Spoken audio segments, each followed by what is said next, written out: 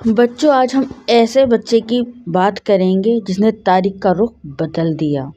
یہ بچہ بنی اسرائیل کے ایک گھر میں پیدا ہوا اور اللہ کی خاص حفاظت میں تھا۔ بچوں، اس بچے کی ماں کا دل خوف سے بھرا ہوا تھا۔ ہر لمحہ یہی ڈر تھا کہ کہیں فرعون کے سپاہی اس کے بچے تک نہ پہنچ جائیں۔ پھر اللہ نے اس ماں کے دل میں ایک بات ڈالی۔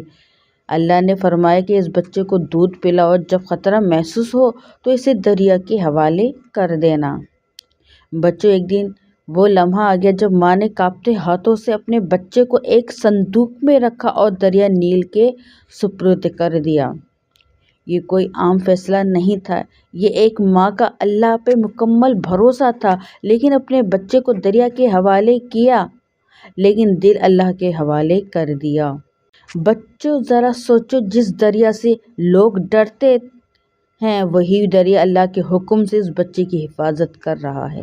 بچوں، اگر آج کی کہانی آپ کو پسند آئی ہو اور آپ نے اس میں سے کچھ نیا سیکھا ہو، اپنی پسندیدگی کا ضرور بتائیں۔